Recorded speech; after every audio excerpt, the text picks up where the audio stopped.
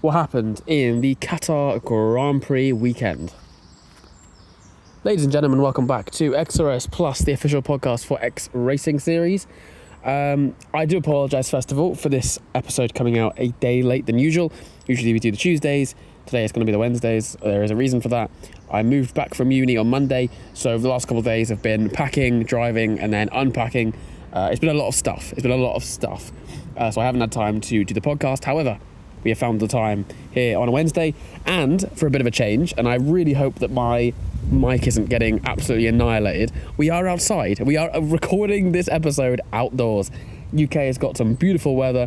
It's a lovely blue sky ahead of me. I've heard a lot of people complaining about this weather. I disagree. This is the weather I'm built for. We love the heat. However, what doesn't love the heat is my phone and my laptop. We have a table outside. I was sat at the table recording the start of this, the second time I'm recording, and I got a notification from both. Well, I got a notification on my phone saying it's overheating. Please get to shade before I blow up. And then my laptop just started deleting results. Right, I was on the results app, and it just started deleting the Qatar results. Like, they weren't showing up on my screen. It said they were pending and not done. So I lost all of the Qatar results, and then I think one of the Jeddah ones went as well. I'm like, all right.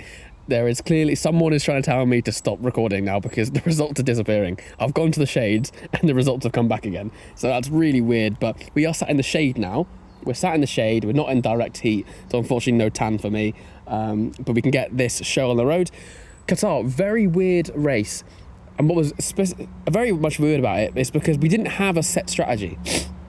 Obviously, most people were looking at the hard medium or the medium hard, the two-stop not really working out in Qatar. However, whether the medium hard or hard medium worked, it not only depended on division, but it also depended on scenario. And you'd think it was based on pace. For example, in Bahrain, we saw the medium hard working for the drivers in the lower division because I guess the higher division, you're in more trains, so hard medium is more likely to work because you can come back in that second stint. However, Division 1 and Division 5, those are the two divisions where the medium hard worked out.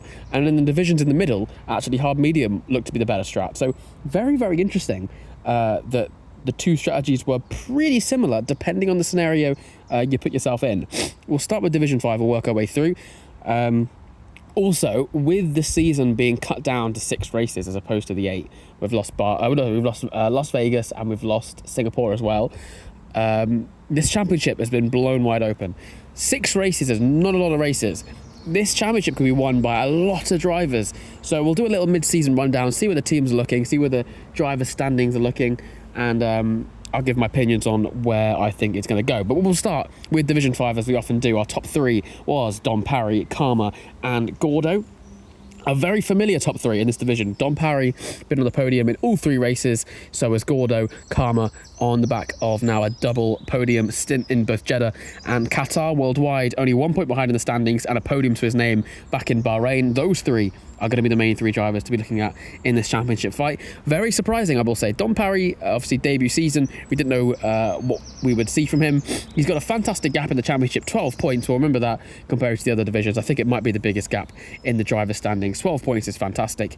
He's got a nice, healthy gap going into the last 3 races. So if you can maintain that against Gordo, I think he's in a good spot. Gordo on 70 points and Karma, a bit of a gap behind, only on 44. He's on 38 points behind Dom Parry. So I think the driver standings will be difficult for him, but it's not impossible. We've seen crazier things happen in XRS.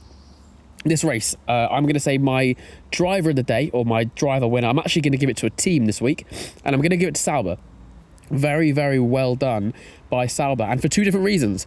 They went for opposite strategies, and usually, if a team opts for opposite strategies with their 2 cars, they're going to assume that, okay, we're not too sure about the strategy here, at least one car will get it right. If we go for both strategies, at least one car will get it right. And actually, I will say they both got it right in different ways. We had Aero Orsinio go for the medium hard. He got the undercut. He jumped up in that front train. We had Dom Parry, who went for the hard medium, pitted 2 laps earlier to pit on lap 15, which was very early for those tyres. And being able to take them to the end is quite impressive as well. But that allowed him to also get the undercut on those who also started on the hard tyres, jumping him up the order as well. After the first pit stops, despite starting P8 and P6, they were running P1 and P2, and Dom Parry was using his teammate with DRS. So when his tyres started to fall off the cliff, as we expected them to, he sat in DRS, he used the DRS for defence. I think that's fantastic teamwork by the Saubers. Unfortunately, the Aero had a 3-second penalty, dropping him down to P4. Could have been a 1-2 for Sauber. I think the first 1-2 in a long time for Sauber if it was. But nevertheless, some fantastic points for the team in green and a very impressive show of strategy. Dom Parry is in a fantastic spot to fight or win for this championship. So well done on a debut season for the Welshman. And I believe if he wins it, it'll be the first ever Welsh champion. I'm looking at his flag right now. It'll be the first ever Welsh champion. So that is always exciting. My driver loser, unfortunately, is going to go to Dondolf, and it's not his first time getting driver loser either. Very difficult for the man in the Williams. Qualified P3, fantastic qualifying. He's been strong in qualifying. However, in the race, it did kind of go downhill. He was really struggling on his battery management, staying with Kalman just about in the DRS, holding off Gordo, which kind of shows how difficult it is to overtake here, because Gordo, who was managing his battery fantastically, he had full battery almost every lap going down the straight, but still couldn't pull off an overtake. But yeah, he was clinging on to that DRS for P1. However, picked up a puncher and dropped him all the way down the order. Ended up finishing down in P15. Took a point, but I don't think a point is reflective of his season. What's interesting, I'm going to talk about this later on actually, is Williams. Because Williams as a whole have had a very good weekend. Oh, hello. A robin has just landed very near me on a post. Do you want to get a feature, Robin? No? Okay. Williams. I want to talk about Williams much more at the end of the podcast. But they've had a fantastic week. They're currently sat P2 in the OCC. How? I have absolutely no idea how they've done that.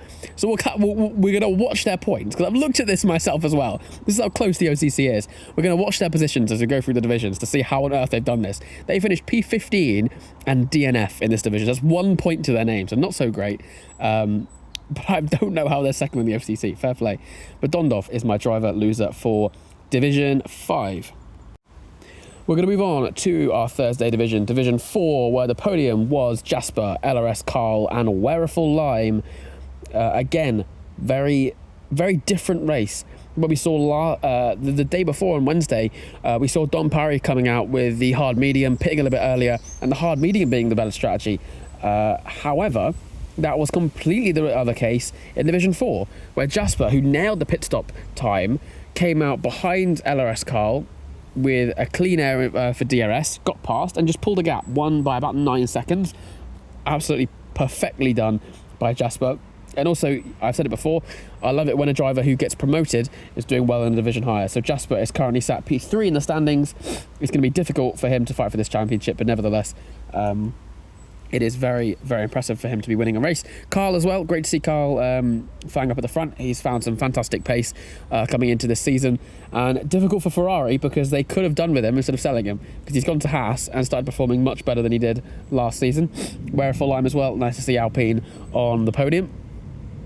Looking at the driver standings, it's going to be interesting. Paul Diver obviously missing Qatar, but considering he won the last 2 races in Jeddah and Bahrain, fantastic start. He's got a 21-point gap to Carl, and then Jasper in 3rd place. He has got a fantastic lead. Despite even missing a race, Paul Diver has been so strong in the opening 2 races of the season. This could be a bit of a cakewalk for him, but I would never throw that out too early. We've still got 3 races left. That points gap can be brought down, and a sprint as well in Spa. So we'll see how Paul Diver does coming back to racing in Monza, see if he can maintain this fantastic form he's on. Looking at my driver loser, I'm actually going to give it to a team, and I'm going to give it to Ferrari, not just because their ex-driver Carl did so well, but it was just a difficult day for the 2 drivers. They're both very experienced drivers, but it didn't go too well for them. Tom making a mistake, spinning on his own, picking up wing damage. And when you pick up wing damage starting on hards at any track, you're in a really bad situation. He started on the hards, had to pit, and from that, I actually don't think he pit. I think he stayed out on that wing damage, which is probably the better thing to do if you can. But like I said, starting on hards and getting wing damage really screws your strategy. And that demoted him all the way down. I mean, difficult qualifying anyway. Started P15, finished P18, so no points on the board for him. For Drac, he qualified 7th, finished 7th. Not a bad race for him. It's just an early incident which he picked up and decided to appeal it as well, which I thought was interesting. On lap 1, going through the fast right-handers in sector 3, he came off the racing line and lifted. Now, technically, you are allowed to do that. You are allowed to come off the racing line and brake or lift if you want to. If you need to, for whatever reason it is. However, it's the method he did that in. For example, when he did brake into that first flat corner, which is dangerous enough as it is, he did technically come off the racing line, but he went over to the right, which is where the apex is going to be. So where Big B, he was behind him, had to turn, was into where he was going at the apex. He was going much, much lower at the apex, picked up wing damage. Ferrari did try to appeal that, said that it wasn't as dangerous as it was made out to be. But for me, I don't think there's any reason to be braking into a flat corner, especially on lap 1. That wasn't even like a my tyres are dying situation. So just a slight misjudgment from Jack. Obviously, he came to the right and made the corner tighter than he needed it to be, which is why he had to brake. I'm sure it wasn't as as dangerous as Alpine made out to be, that he was brake checking. It was just a slight misjudgment from Jack, but unfortunately he picked up a 10-second penalty because of it and dropped him back down to where he qualified in 7th. I think he would have finished P3. So a little disappointing for Ferrari on both sides of the garage. And we'll talk about Ferrari later on in the OCC chat, but they are not having a good season. And when I looked at their budget and saw how they're going to be looking for next season, it's actually a much, much worse situation than I thought. But we'll talk about that later on. Destroyer Track is my driver loser, or Ferrari and my driver losers. There is a helicopter flying over me. I'm trying to record a podcast! Fucking dick. Right, we move on to Division 3, the Friday division, my favourite division, and it is very, very close in the Drivers' Championship. Our top 3 was Bosmius, Legend of Toth, and CJM. Again, I mean, I say this every season. There's so much to talk about with Division 3. Sem, fantastic comeback in this Drivers' Championship after such a poor Bahrain, picking up a puncher and finishing down out of the points, finished in 19th. He got a P2 in Jeddah. He got a P1 up at the front in Qatar. Fantastic work from him.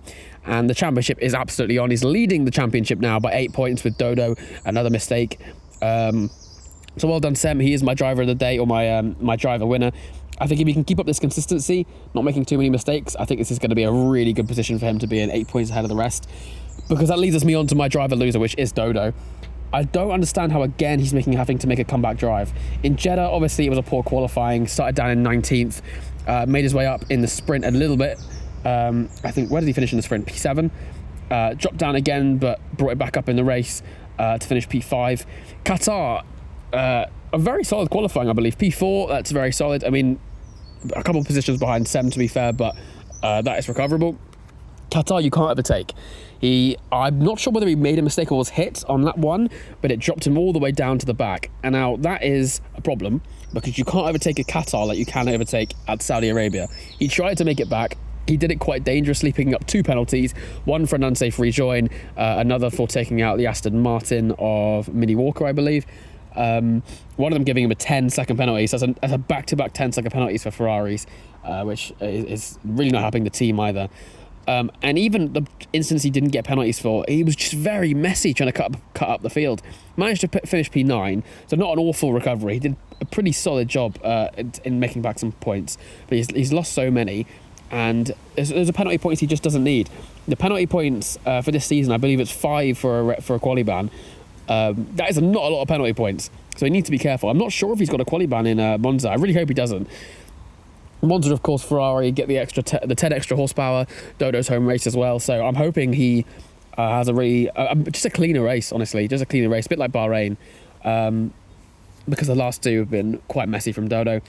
He probably should be leading this championship. He's not. He's now 8 points behind and on equal points with Legend of Toth, who's been very consistent. And to be honest, if Legend of Toth hasn't spun himself in Bahrain, he would have been a lot more in this title fight. He's got a 7th, a 3rd, and a 2nd, so he's doing very solid. So we'll see how Dodo bounces back, and I'm sure he will. He's experienced in this in this fight for championships, but this has been another messy Qatar for him. The other driver I want to talk about for driver loser, I will give it to Dodo, but unfortunate for Rafi, who again had an unfortunate Bahrain, came into a collision with a Haas, finished P8, then brought it back in Saudi Arabia, winning the race and finishing P4 in the sprint. So very solid points from that race. And then Qatar, he was doing well. Qualified P7, he was up in that front fight, then picking up a puncher, dropping him all the way down, and it was again another comeback drive required. He ended up finishing P15, only picking up 1 point.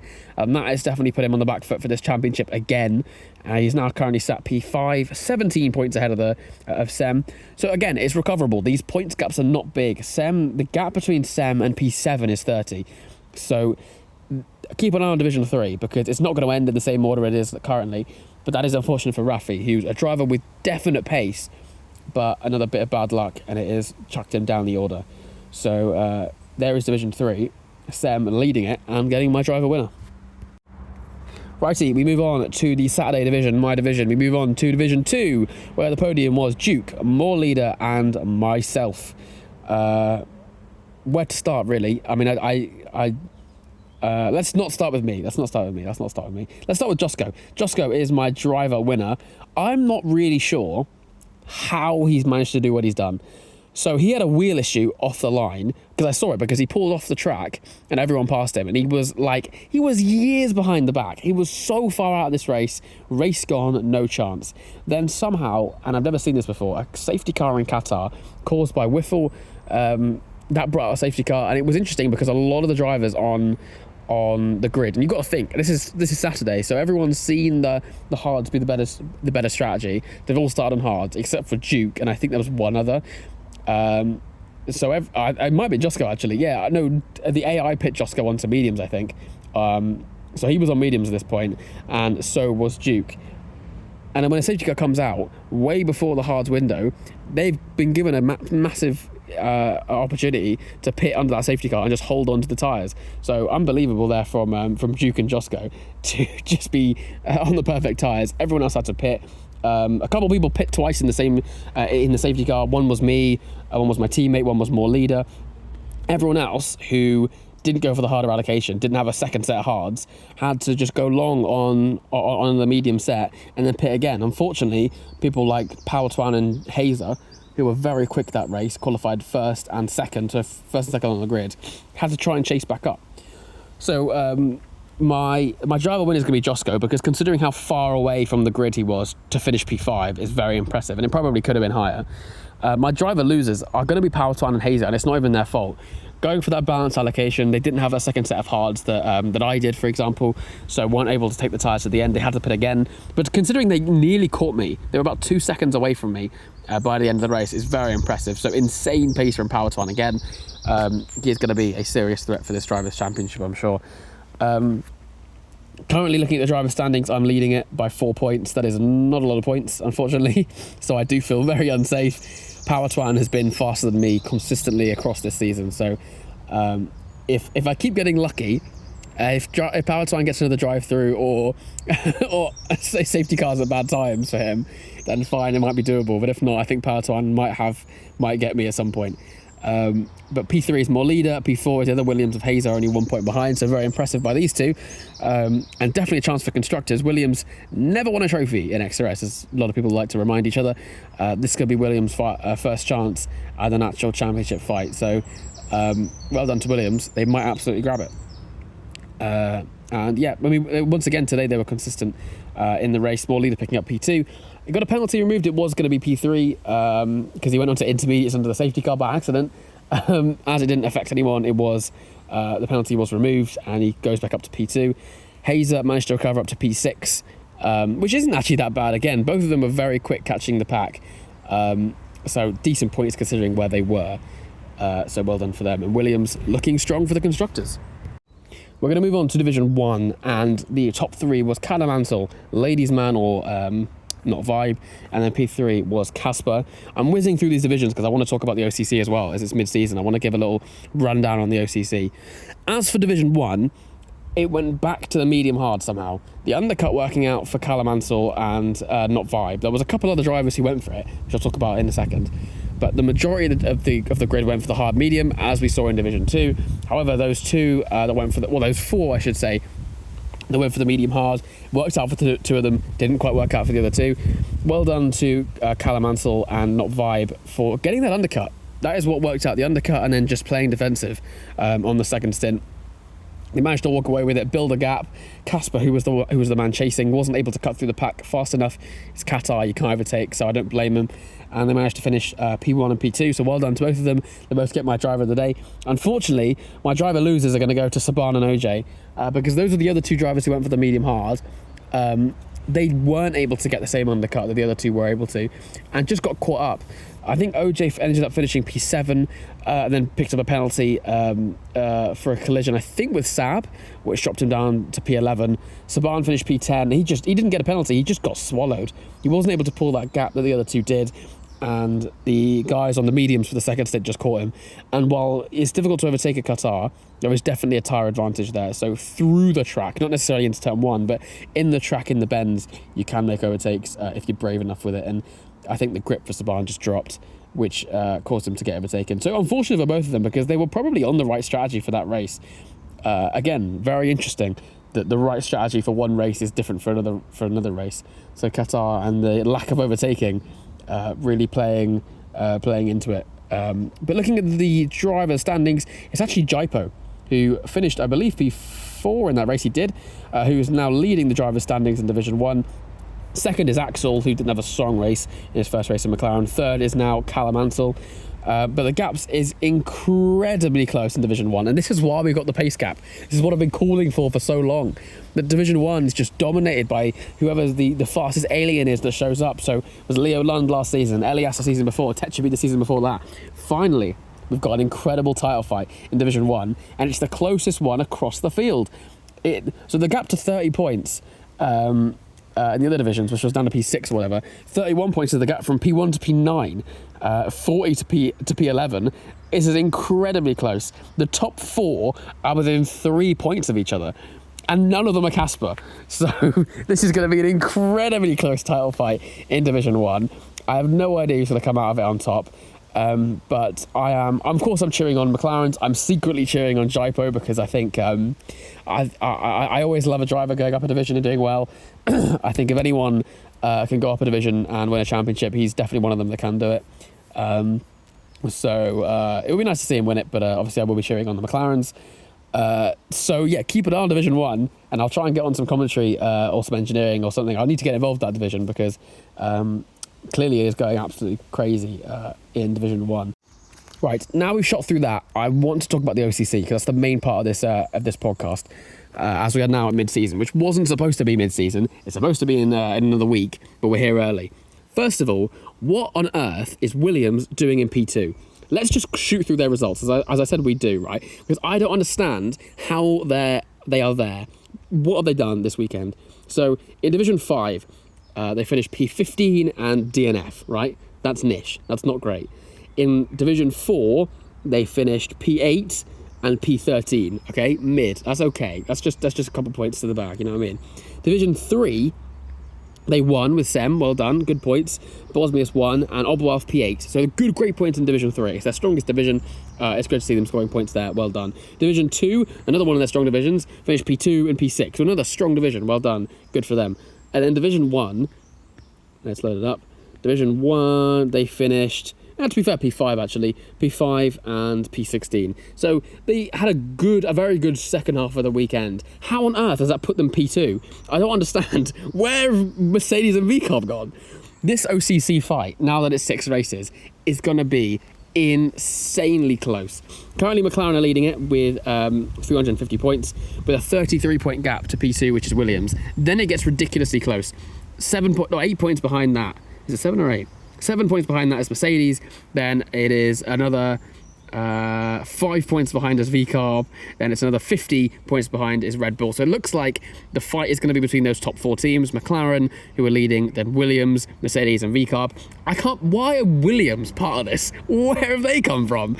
Then behind, and this is the interesting talking point, we've got Red Bull in P5, then Sauber in P6, only 5 points behind. Then it's Ferrari with 20 points behind them. Aston Martin, 40 points behind them. Then Haas, 30 points behind them. I don't know why they're all so perfectly in order, like 10 points just from each other. And then Alpine, who have scored 7 points. Alpine have got themselves out of the negative. Well done. and they got a 125-point penalty, which means even if they didn't get that penalty, they would still be last. Now, I'm not sure how that's happened. So let's talk about all the teams individually, right? First of all, McLaren. I don't want to gloss over them. I don't want to go over them too much because I'm part of the team, but there are definitely some championships they can be fighting for. Obviously, myself and the drivers, and potentially constructors in Division 2. I think that's a bit of a stretch. Division 1, obviously, they've got... we've got Casper and Axel, so that's a potential drivers as well, and constructors.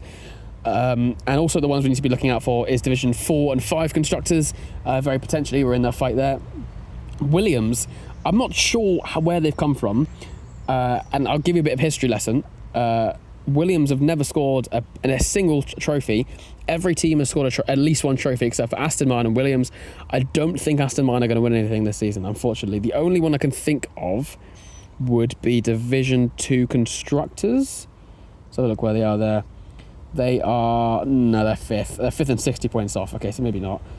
And Division 1 constructors, they're 6th. Yeah, so I don't think Aston Martin are going to score a trophy.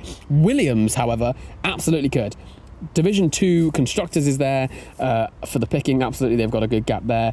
Division 3 constructors, they're also leading. So this is what I mean. When Lasserdon came into the Williams job, let's not forget, he's not just a random TP. Lasserdon has scored a trophy before. Lasserdon won when he was a VCARB team principal back in season 5. He got a Division 5 drivers championship with Georgia. So he knows what he's doing. He's got a trophy. There's only 13 TPs who've ever scored a trophy before. He is one of them, and he has one trophy to his name in VCARB. He could be scoring 2 this season. That is very impressive. We could be seeing a whole uprising of Williams. I know we talked quite big about them in the predictions podcast. I was not expecting this from them. They have been on it. They've been doing very, very well. And I think they could be an interesting new title fighter up at the front. Obviously, McLaren could be adding a couple to their trophy list. They're currently on 23, the second most successful team in XRS after Ferrari with 26. I do not think Ferrari are going to win anything this season, besides maybe Division 3 drivers. That is kind of their only calling, I think, at this stage. So, I mean, adding another trophy to the roster. Ferrari have won a trophy every single season in XRS. So if Dodo can't do it, that will be the end of that streak from Ferrari. They're second in Division 3 constructors, sorry. So there's a chance there as well. But they would need some good performances from Pink, who is not had the easiest start to the season, I think it's fair to say. Let's have a look down the roster. Currently third in the OCC is Mercedes. Mercedes have 3 trophies to their name in XRS. And they are chasing a couple more. What can Mercedes win this season? Let's have a look. Division 1... I'm not sure. I mean, obviously, Division 1 drivers, obviously, with Jaipo. Constructors, they are leading currently, but I'm not sure they're going to be able to hold on to that with McLaren's lineup. So maybe. I think Division 1 is one to look out for Mercedes. Division 2, I don't think so. Division 3, CGM is not far away from the championship. 13 points behind. It's not impossible. And the constructors, they are 21 points behind. So, again, not impossible. Division 3 to look out for Mercedes. Division 4, I don't think so. Division 5, I also don't think so. So they could be adding to the trophy count. Obviously, Mill with this new very aggressive build to Mercedes, spending all his money was it last season? Spending all his money to try and get the team straight to the front, kind of an acceleration, as opposed to a gradual build. It's worked. I mean, he scored 2 trophies last season.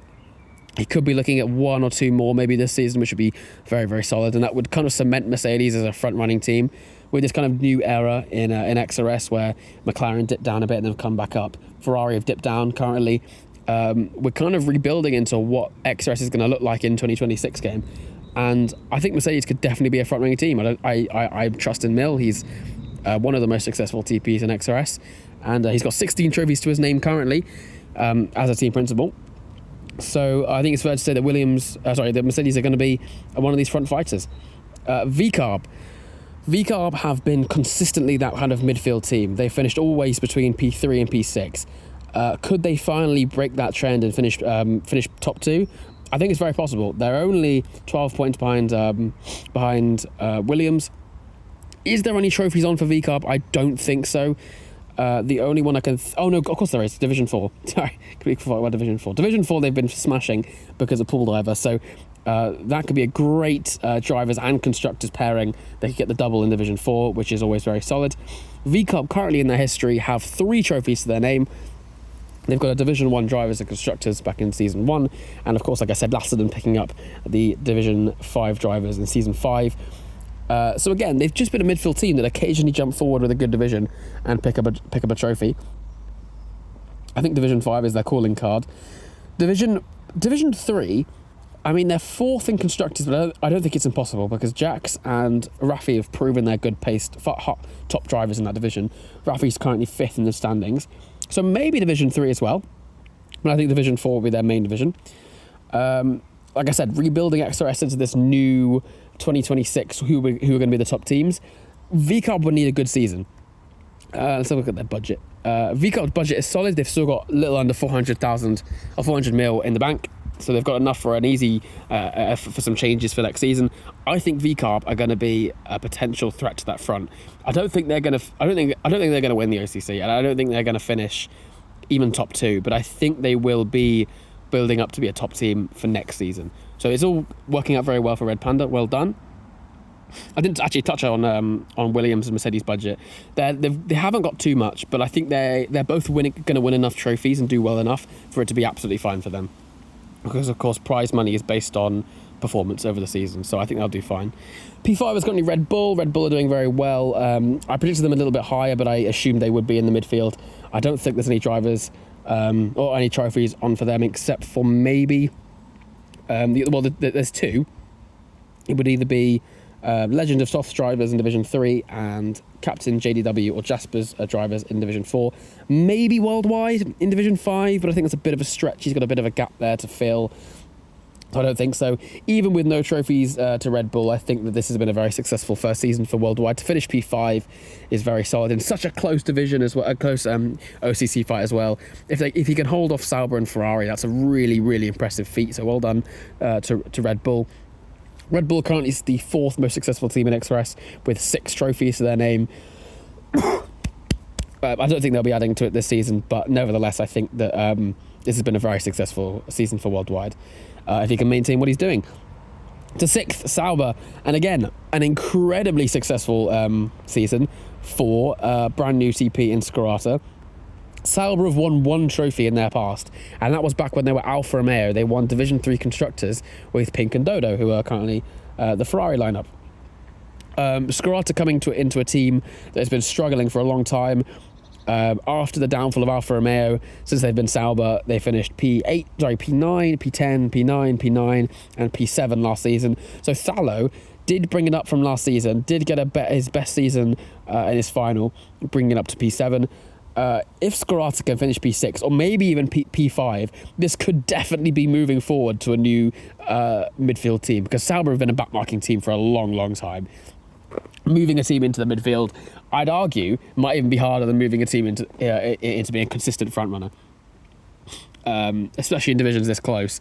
Being able to have enough drivers that are just consistent, moving them up into this middle pack could be a difficult thing to do. So, with Sauber, obviously they've got the Division 5 drivers pretty much wrapped and ready to go. Don Parry's been flying. Let's have a look at constructors. How are they doing in constructors? They are leading it. They are leading it by a good margin as well, 25 points. So it could be 2 trophies to Sauber. That would be incredible on a debut season for a team that was absolutely awful for the last, 2 years. This could be really, really great for Sauber. I don't think they're going to win anything else, but that nevertheless is going to be a very successful season for him. So well done. What have I pressed here? I've lost the results. There we go. So Sauber, yes, looking very good. I'm excited to see what Sauber can do. And I've talked to Scarata as well, actually, and he's expressed how he wants to make an all-American lineup. A little upset that that's going to be for what was going to be Audi as opposed to maybe Cadillac or Haas. But nevertheless, I mean, it's exciting to see. Scarata's a great one because he's from a whole different kind of loop of leagues.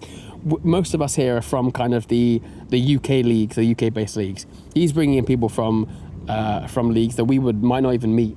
So this is always exciting to see. So lots of new faces, and as well as VCARB as well. VCARB do the same thing. Red Panda has a lot of connections, so that's always big for their progress. They can find drivers that maybe other team principals won't. Now we move to P7, and unfortunately this is one that I want to be nice about because they are having an absolute rotter. Ferrari, a P7. What on earth is going on over there? Unfortunately, with Ferrari, and I know Ravens expressed to me that a sprint season, you can't recover something in a sprint season, not as easily anyway, not as a whole team. If you start badly, it's difficult to pull that back because the teams that you're supposed to be racing with have already got their foot on the throttle. They've already gone. Ferrari are 120 points away from the OCC. They're not going to win it. I think that's fair to say they're not going to win it. Their lineup, I hate to say, is just not good enough. I wasn't expecting them to drop this far back. I know they've had a lot of wheel issues. They've had a lot of technical difficulties, and like I said, you can't recover that in such a short season. Really, there's nothing much you can do in a season that's like a third of the length of our normal ones. What's unfortunate for Ferrari is a couple of things. First of all, they're the most successful team in XRS, 26 trophies, 3 OCCs. To see them drop is upsetting for me, even though I'm not a Ferrari driver anymore. Is upsetting to see because I always like to see them do well. Ferrari are the only team to have won at least one trophy every single season. McLaren have nearly done that. They didn't win a trophy in season 6. Besides Dodo and maybe the constructors in Division 3, that might happen. And unfortunately, what is also difficult for Ferrari is they've got 5 mil in the bank. They've not got a lot of money. In fact, actually, they've got the least amount of money of any team on the grid.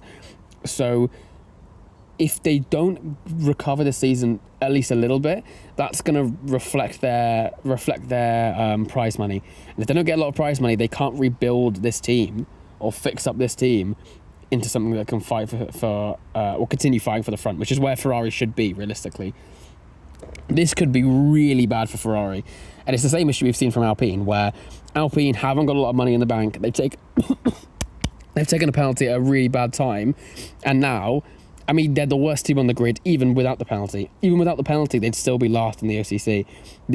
First of all, this is going to be the death of Alpine. Alpine are in so much trouble, and I don't know what Gone to the Moon is planning, but I trust him as a TP.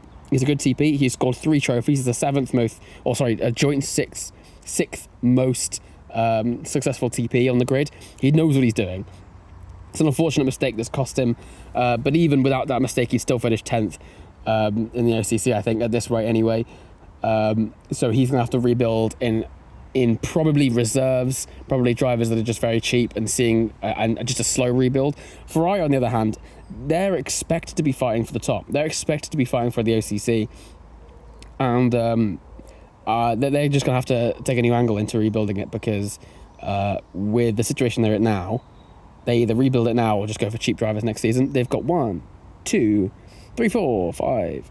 They've got 6 seats to fill for next season in terms of contracts. That's not too bad, but they are in a pickle in terms of budget. But if anyone can get themselves out of it, it's Raven. Literally the most successful team principal in XRS, 26 trophies. He knows what he's doing. But they are in a bit of a pickle if they can't recover this. Aston Martin, I literally named the podcast at the start of the season. Is Aston Martin an OCC threat? I'll answer that question for you right now. No, they are not. They have dropped down to P8. They've had an absolute hooner. Aston Martin have never won a trophy. That won't change this season. They've got enough money in the bank to do something for next season, but unfortunately, this season they will do niche. P8 is Haas. Travis, new team principal, he's realised, I'm assuming, how competitive the XRS scene is.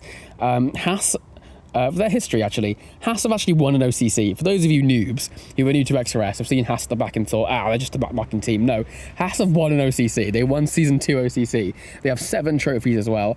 That is prime George Knight as a team principal. He did an absolutely insane job back then. Since then, Haas have just dropped back. They've gone from fighting for the OCC and beating Ferrari in that surprise season just to at the back. They have finished P8 in the last 3 seasons. They finished P9 in the season before that. They're looking to finish probably P9, maybe P8 if they can scrape it this season. They're not going to be fighting for anything. I think their star drivers are probably Drippo, and that's about it, actually, if I'm looking at the grid. And maybe Carl, actually. I mean, Carl's been cooking in Qatar. I really hope he maintains this pace. But unfortunately, going into next season, and his contract doesn't run out, I have a feeling a lot of teams are going to be in Carl's DMs, and I don't know if Haas are going to have any trajectory into making it big next season. I think they're going to be at the back next season as well, unless Travis finds some good drivers to add to his lineup, because it's been a difficult season. It's been a difficult season for Haas, but that's what you expect with a new management. I don't think you can just assume a new management will come in and the team will just flourish straight away. So, unfortunately, Travis has seen the back end of that. It hasn't been an easy season for him. I'm sure as a team principal, he knows enough about the game. He's knowledgeable enough to pull it back, but I think he might lose his top drivers like Drippo and Carl to a team that might be fighting for something bigger straight away, as opposed to in a few seasons. And finally, the team to talk about at the end is Alpine. Alpine have 4 trophies to their name. They're currently they're the 5th most successful team in XRS. Gone to the moon, who is already the most successful TP of Williams, where he didn't win a trophy with them, but he got them to finish P5 in the OCC back in Season 4, which gave them that title. Unfortunately, that will be taken by Lasserdon at this rate at the end of the season. He was really on track for rebuilding Alpine. Alpine, after a shock season in Season 4 when they finished P2 and beat Ferrari, then obviously Jay Snowy left and brought in Gone to the Moon. Gone to the Moon finished P7 in his first season, then finished P7 again, then last season finished P5. Alpine were on the up, and unfortunately this season's gone horribly wrong. Even, like I said, I'll say it again, even with the penalty, they would be even without the penalty, they'd be P10. It's just been a mess for Alpine.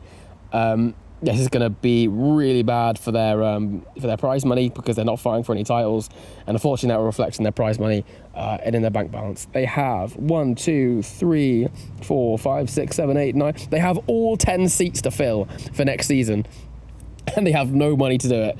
This is going to be, unfortunately, I think, unravelling the end of Alpine and their chances for fighting for anything.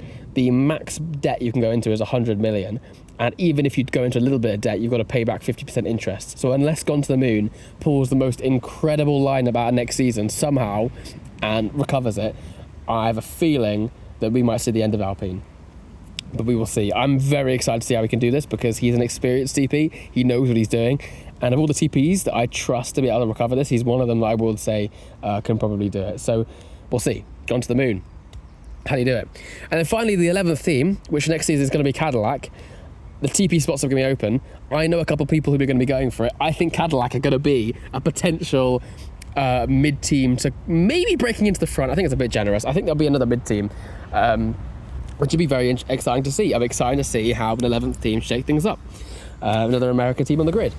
Well, thank you everyone for listening in to the podcast. A little bit of a different one here. We focus a lot on the OCC as it's now mid-season. So much to talk about in the midfield and the front fights. I'm glad to see that my phone nor my laptop exploded or set on fire during this recording. I hope we didn't hear too much background noise, too much birds or the helicopter that was dive bombing us during the recording. But nevertheless, I look forward to Monza. We've got the Spa sprint after that, which is going to be incredible, and a Abu Dhabi finale. I look forward to that, and I'll see you all soon.